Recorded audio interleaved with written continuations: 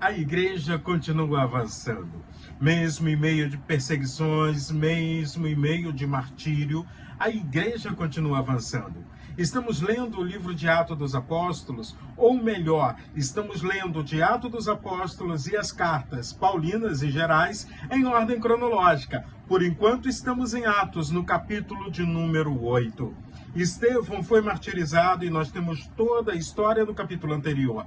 Mas hoje eu quero te chamar a atenção a duas coisas muito importantes.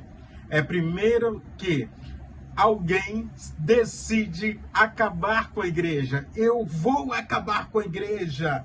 Afinal de contas, eu tenho a força da juventude, eu tenho conhecimento, eu tenho sabedoria e estou decidido a acabar com a igreja. Sabe quem foi? Foi Saulo, que mais à frente, quando tem um encontro pessoal com Jesus, passamos a chamá-lo de Paulo. Mas nada melhor do que lermos Atos dos Apóstolos, capítulo de número 8, versículo de 1 a 3, que diz assim: Naquele dia teve início uma grande perseguição contra a igreja em Jerusalém. Todos, exceto os apóstolos, foram dispersos pelas regiões da Judeia e da Samaria. Alguns homens piedosos sepultaram Estevão e fizeram grande lamentação por ele. Saulo, porém, queria destruir a igreja, indo de casa em casa, arrastando homens e mulheres, lançando-os na prisão. A perseguição começa a ocorrer.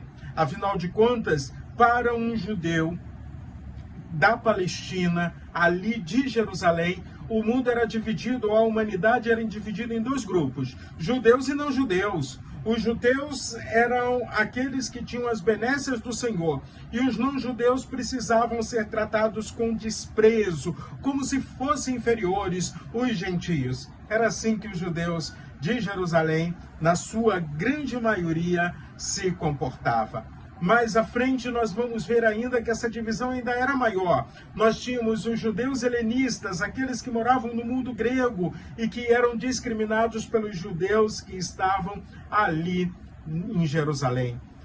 Também nós temos os samaritanos, e nos evangelhos a gente aprende essa briga, essa confusão, essa forma como judeus e samaritanos viviam em atrito constante. Inclusive, é com uma samaritana que Jesus diz: importa que os verdadeiros adoradores adorem ao Pai em espírito e em verdade. Agora, nós estamos caminhando porque só os apóstolos ficaram em Jerusalém.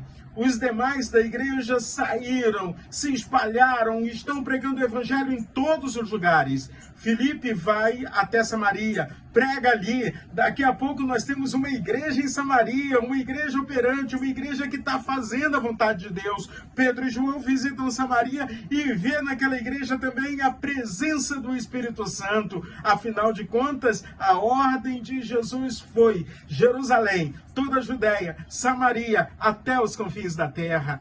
Agora a gente vai continuar caminhando, evangelizando, barreiras estão sendo quebradas. E aí a gente tem Filipe agora com um africano, um etíope, que ele era mordomo da rainha de Candace. Mas era talvez um prosélito do judaísmo. Ele estava lendo o profeta Isaías. O anjo do Senhor, e aí eu não vou decorrer sobre esse anjo, manda que Filipe pegue a estrada do deserto, mas o texto bíblico diz que o Espírito de Deus manda ele se aproximar à carruagem. Vamos ler Atos dos Apóstolos, capítulo 8, do versículo 26 a 35, que diz assim: Um anjo do Senhor disse a Filipe: levanta-se e vai para o sul, no caminho que desce de Jerusalém a Gaza.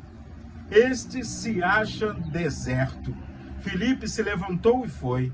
Havia um etíope, eunuco, alto oficial de Candace, rainha dos etíopes, o qual era superintendente de todo o seu tesouro.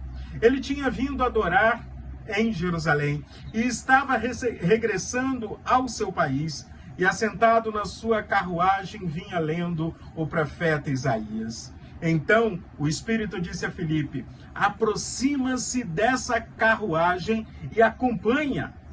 Correndo para lá, Filipe ouviu que o homem estava lendo o profeta Isaías. Então perguntou: o senhor entende o que está lendo?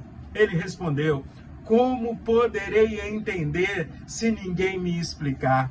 E convidou Filipe a subir e sentar-se ao seu lado. Ora, a passagem da escritura que ele estava lendo era esta: foi levado como ovelhas ao matadouro, e como um cordeiro mudo diante do seu tosquiador, ele não abriu a boca. Na sua humilhação lhe negaram justiça. Quem pode falar da sua descendência? Porque a vida dele é tirada da terra. Então o eunuco disse a Filipe: peço que você me explique a quem se refere o profeta. Ele fala de si mesmo ou de outra pessoa?